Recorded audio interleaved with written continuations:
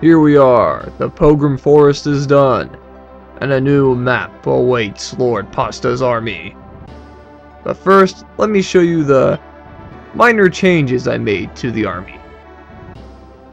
It involves a little reorganization and even a new member.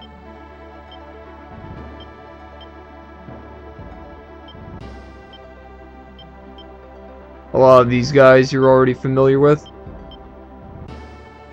But hey, look! It's Leroy Jenkins! The Halloween. And this Leroy Jenkins will be a worthy contributor to my army. Unlike the other Leroy Jenkins we all know.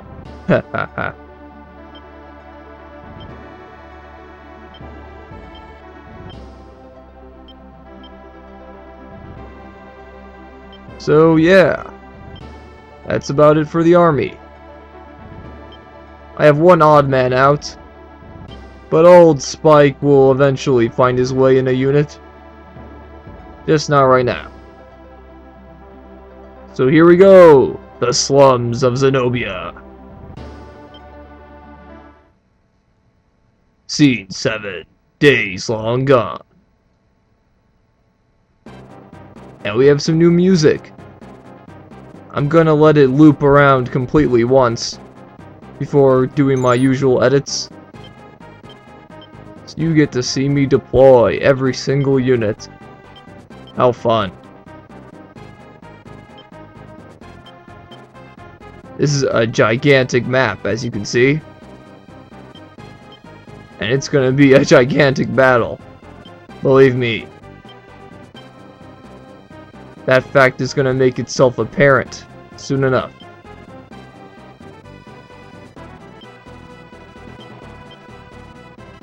And now the gang's all here. So what am I gonna do? Well, first I'm gonna liberate some places, of course. Get a foothold in the territory. And prepare myself for the impending assault. It's gonna be one hell of an assault.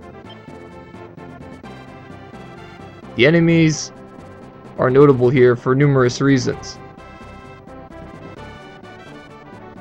Gonna take care of that temple. I'm gonna take care of some other places too. The bulk of my army is moving forward. Alright, so we have this city. Cool. Nice. Always nice.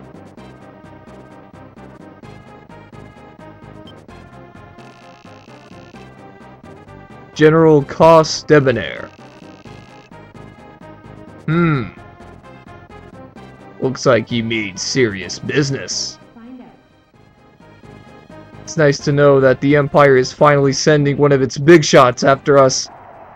They're finally taking us seriously. Well, that's good, because I don't intend on disappointing. Temperance is good.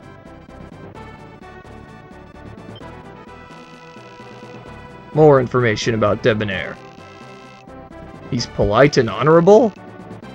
Man, what a contrast from the rest of his colleagues. I guess we'll see for ourselves how polite and honorable he really is. I'm almost to the temple. You can rejoin the group. Lands is going to a walled city. Notice that there are walls in this map. One huge wall around the boss fortress, and one small wall around that city. The thing about walls is, you have to be a high sky or low sky unit to cross them. Otherwise, you can't go through. See, this temple's talking about it. What to do, what to do. Well, I'll tell you, there is a way for ground units to get past walls, which we'll discover later in this map. But for now, we can only fly over them, which is exactly what the enemy's doing. the majority of enemy units here have some way of flying. That's how they can get out of their headquarters and fly over the walls. Otherwise, you'd have to wait for us to get past them. Alright, we got this city. It's good to fly. Death.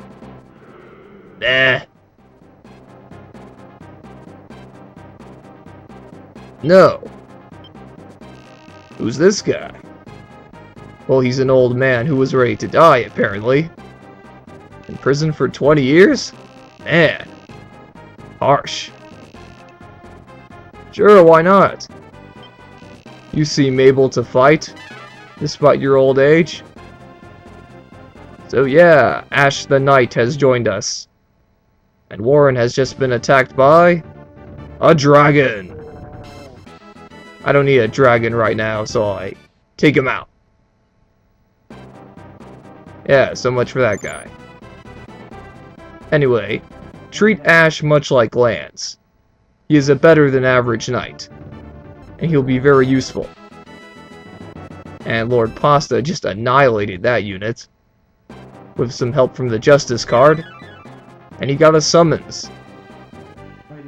And Mac has a fight. Hey, look at this, a samurai in the back row.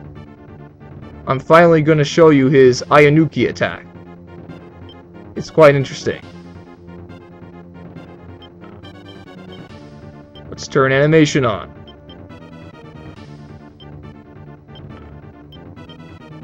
And I'll use the strength card, just to keep my defenses up. Because this enemy unit packs some powerful punches, if you know what I mean. That Griffin will use Gale, and that Samurai has Ayanuki. Ouch. At least it missed some people. The Gale, I mean, of course.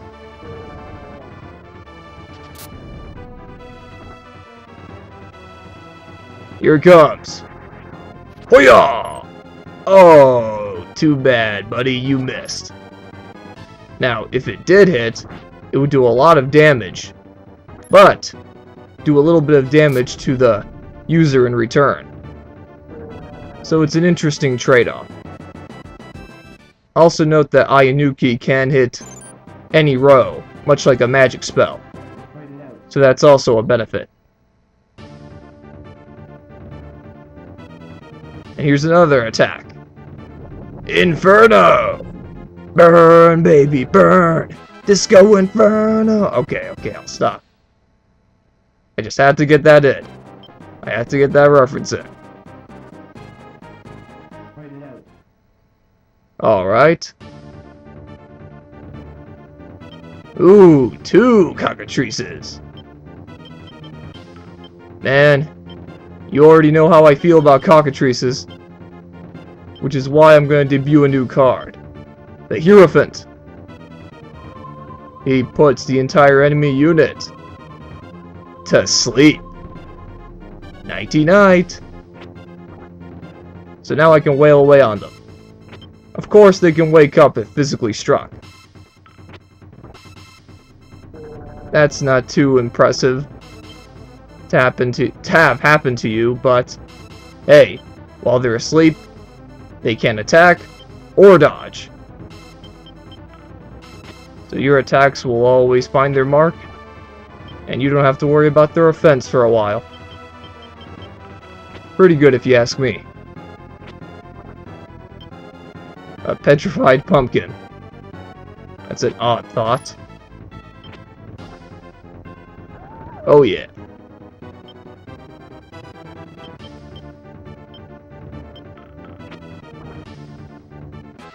I almost got them all.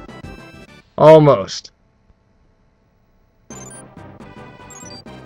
I attempt to catch the fleeing cockatrice, but it's no use. They're gonna make it back. In the meantime, I use fortune to send this unit packing. I want someone else to fight them. Like Warren. Take him out, Warren. Ha ha ha. You are without your troops, Eagle Man. Yes, that is an enemy Eagle Man. Here's another fight. I debut a new card here too. The Priestess. It heals 50 HP to the entire unit. So it's good when you need to save lives in a pinch. I thought one of my samurais were going to die, so it was a good idea in my opinion. And this video is just about over. Warren will take these guys out, and we'll call it a day. See you guys.